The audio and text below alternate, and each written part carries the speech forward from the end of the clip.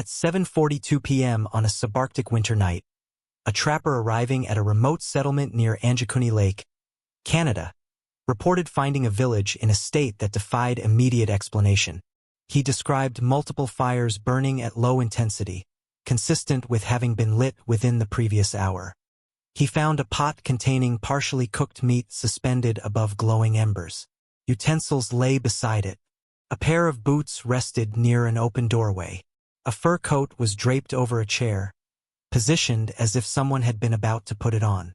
Signs of routine activity. Signs of life. Except there was none. What the trapper found that night has remained one of the most unusual mass disappearance cases ever reported. A settlement cleared of its inhabitants, yet still warm with the traces they left behind. Some cases begin with the discovery of a body. Others begin with the absence of one. This one begins with the absence of everyone. But before we begin, please hit the like button and let me know where in the world you're watching from today. It's always fascinating seeing who's joining us from around the world. Anjikuni Lake is located within Nunavut, Canada, one of the most sparsely populated and climatically hostile regions in North America. Winter temperatures frequently drop below -30 degrees Celsius. Blizzards can form within minutes. Visibility can collapse without warning, and travel between remote locations requires experience, preparation, and respect for the terrain. Despite the harsh conditions, indigenous settlements have existed in the region for centuries. Many moved seasonally. Others remained stable for extended periods. Reports from the early 20th century describe one such settlement on the shores of the lake. Sources differ on the exact population, but most estimates suggest between 7 and 30 residents, depending on the time of year. This was not an undocumented community. It had relationships with trappers, seasonal visitors, and passing traders. By all accounts, the residents were familiar with the land. They had no known conflicts, no reported shortages, and no identified threats in the weeks leading up to the disappearance. Nothing in the record suggests a warning. The earliest and most frequently cited witness is a trapper named Joe LaBelle. His name appears in multiple newspaper reports from the 1930s, though contemporary investigators have noted that records of his background are scarce. LaBelle stated that he approached the village expecting conversation, shelter, and perhaps a meal. He had visited before. He knew individuals by name. When he arrived, he immediately sensed something unusual. He called out. No one responded. He entered the first structure. It was empty. He circled to the next. Also empty. LaBelle later described a consistent pattern.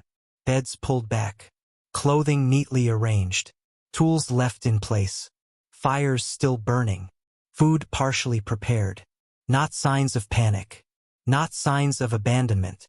Signs of interruption. LaBelle found no overturned furniture, no signs of conflict, and no blood. He noted that the village sleds were still present, an important detail, as transportation would have been necessary to leave the settlement in freezing conditions. Most significantly, he reported no footprints leading away from the village. Fresh snow had fallen, but not enough to obscure tracks within the time frame implied by meals still retaining warmth. He left the settlement and traveled to alert authorities, a journey requiring hours of effort across difficult terrain in sub-zero conditions. LaBelle was shaken. Experienced trappers are trained observers. Their livelihood depends on detecting minute environmental details. His description of the scene, if accurate, indicated a disappearance that did not follow any known environmental or behavioral patterns. Royal Canadian Mounted Police officers were dispatched to the location. Their travel time is disputed. Some sources claim they arrived within hours. Others place their arrival days later. This inconsistency will become a recurring problem. Investigators examined the site systematically. Their findings, where preserved, align with LaBelle's account. Undisturbed food in preparation stages. Clothing and tools left behind.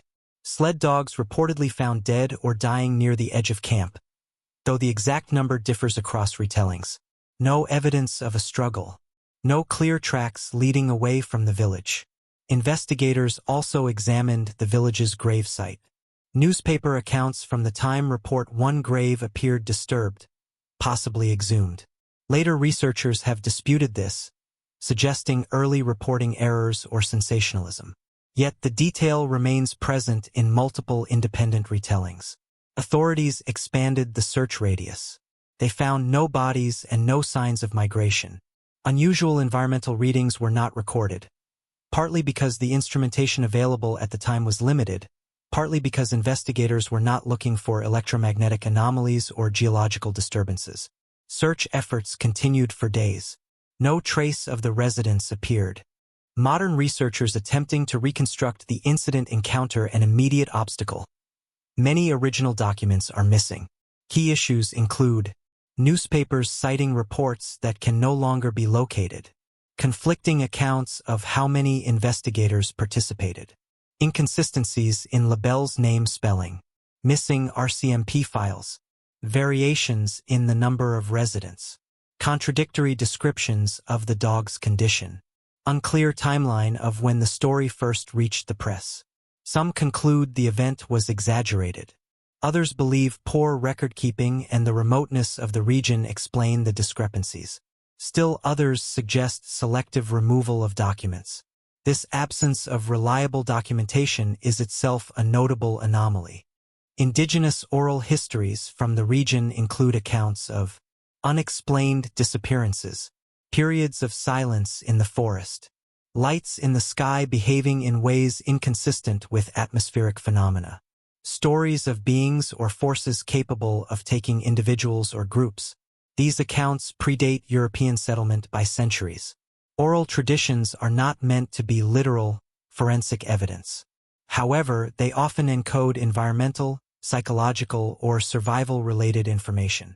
When multiple generations describe the same pattern, abrupt stillness, missing time, disorientation, or entire groups vanishing, these themes merit examination.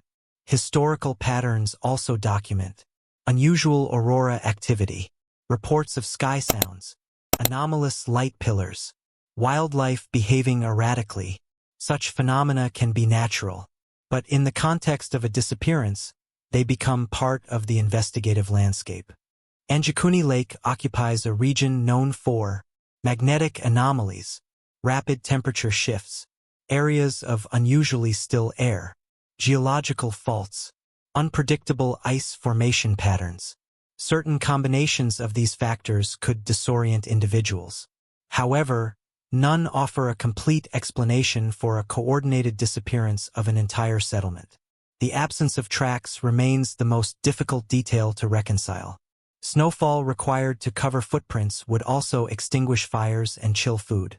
Weather logs from the nearest stations do not document a storm capable of erasing tracks without destroying evidence of warmth. This discrepancy persists. Multiple witnesses who visited the site later described a sense of déjà vu, repeatedly. One Mountie reportedly said the village gave him the impression of having been there twice in the same moment. Such statements are subjective, yet they appear across interviews and secondary reports. In neuroscience, déjà vu can result from delayed neural processing, misfiring temporal lobe circuits, fragmented memory reconstruction. But collective déjà vu, multiple observers experiencing the same anomaly, is less documented. If Labelle's account was accurate, the village appeared paused, bedsheets pulled back mid-motion, tools placed as if about to be used, meals partially prepared. The environment told a story of interruption, not flight. To approach the case methodically, we evaluate each proposed explanation against the available evidence. 1. Blizzard panic, contradicted by no tracks, warm fires, intact shelters, no evidence of struggle, prepared food, residents' familiarity with winter conditions, rating low likelihood. 2. Starvation or disease, contradicted by food present, dogs dying outside rather than consumed, lack of medical symptoms reported, rating very low likelihood. 3. Voluntary migration, contradicted by items left behind, lack of transport preparation, 0 tracks, abrupt departure timeline, rating moderate to low. 4. Hostile attack. No signs of conflict, forced entry, blood, fire damage, missing valuables. Rating low. 5. Wildlife incident. Wolves or bears do not remove entire populations. Leave belongings untouched. Stop fires from being overturned. Rating minimal. 6. Environmental collapse or ice event. No evidence of structural damage, widespread ice breakage, flooding, seismic activity. Rating moderate but unsupported. 7. Folklore explanation sky visitors. Cited in multiple indigenous accounts. Midwinter light anomalies. Collective departure legends. Rating unverifiable. 8. Time slip or dimensional event. Proposed due to interruption pattern. Deja vu reports. Absence of tracks. Warmth consistent with minutes-old activity. Rating theoretical. 9. Coordinated human removal. Would require multiple individuals. Complete silence. Rapid execution. No footprints. Rating logistically improbable. No theory fully accounts for all evidence simultaneously.